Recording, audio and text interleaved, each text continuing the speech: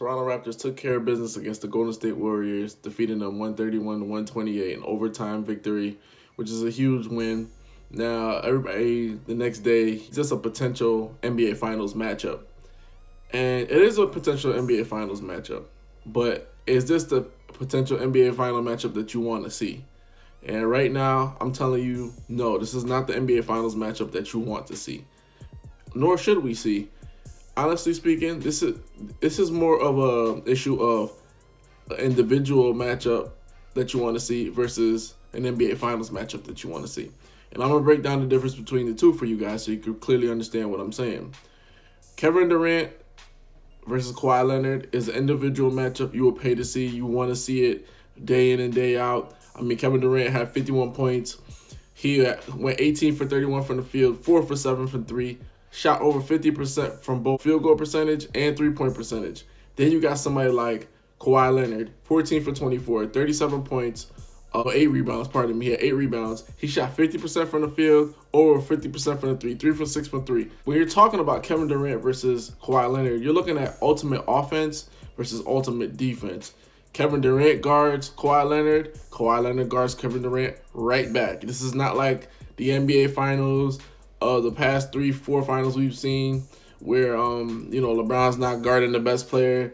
These guys, they got up into each other last night. They want to guard each other. They want to take on that mantle. They want to shut each other down. Kevin Durant is scoring on Kawhi scoring on KD. These guys are both highly efficient. That one-on-one matchup is box office. That's what you want to see. That's all you want to see. You could just watch them and those two play in the park. 1v1, losers ball. Let's see how it rocks out. That will be lovely to watch. That individual matchup, 100%. Yes, I'm down for it. NBA Finals matchup, I'm not so sold. One of the things that we have to remember about this Toronto Raptors squad, they like to blow leads. Last night they had an 18-point lead. They blew that. They had a lead going down into the stretch. They had a 6-point lead. KD hits 2 back-to-back threes. They go into overtime. They have not shaken this moniker or this label of blowing leads, of being chokers. We've seen this many years when they lost to New Jersey in the first round. They almost lost to the Pacers in the first round matchup. They got swept by the Cavs twice. Even last year they had the best record in the East. Still got swept by the Cavs.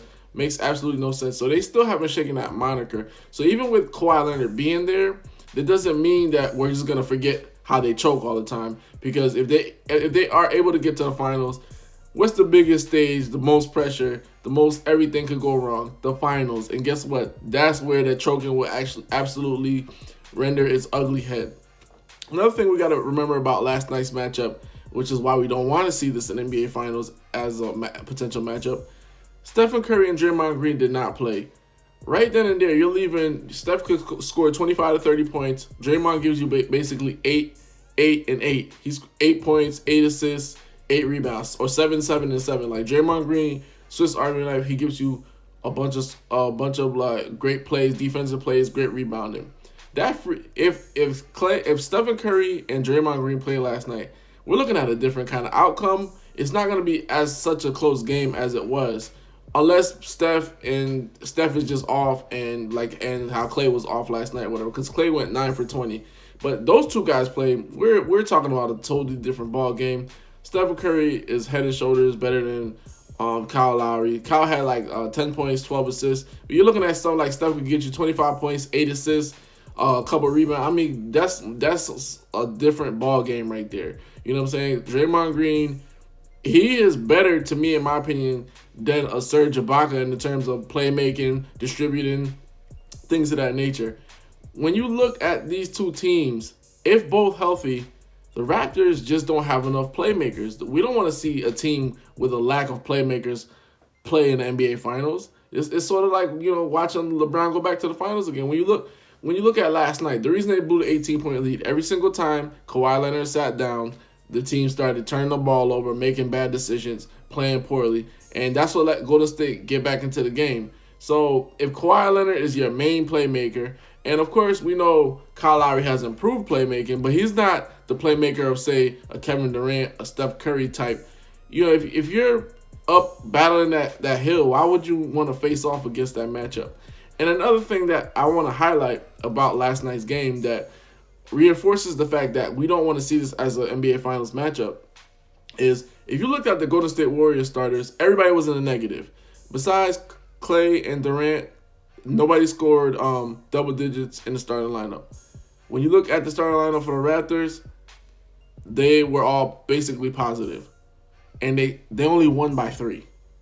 No Clay, no Draymond, no Steph. You only win by 3. And the Warriors, essentially, their starting lineup was completely off. Now, when you look at their benches, Raptors bench had 3 players in the negative, while the Golden State Warriors had, I think, 4 or 5 players that had a positive net rating.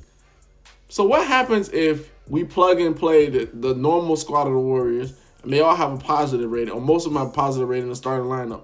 You're going to get blown out by 15 to 20 every game. So it's kind of dangerous to base potential NBA Finals matchups on last night's game because Steph didn't play, Draymond didn't play, the starters of the Warriors didn't play great besides KD and Klay Thompson. So you're hedging your bet that this is the kind of game you're going to play every single time against the Warriors. You're hedging your bet that Pascal Siakam is going to give you 26 points and Danny Green is going to give you constant 13 to 20 points. That's what you're hedging your bet on, that Stephen Curry or Kevin Durant are in conjunction with each other. They're not going to go off in the game. So that's why you don't want to see that matchup. Honestly speaking, I would rather see the Celtics play because you have multiple playmakers. You have multiple guys that can score consistently. And then you have a better head-to-head matchup in terms of Kyrie Irving versus Steph Curry because that moves the needle more. And then you have a lot of guys that could defend Durant, but Durant has to also defend 2 guys, and Jaylen Brown and Jason Tatum. So that's my matchup that I want to see if the Celtics ever get it together. But let's not be fooled. If these 2 teams meet in the NBA Finals and both are healthy, don't expect to get an overtime game 131 to 128 again. That's not going to happen. That's not going to happen at all, ladies and gentlemen. It's going to be more of a blowout because Steph in that lineup and Draymond in that lineup, it's a whole different basketball team.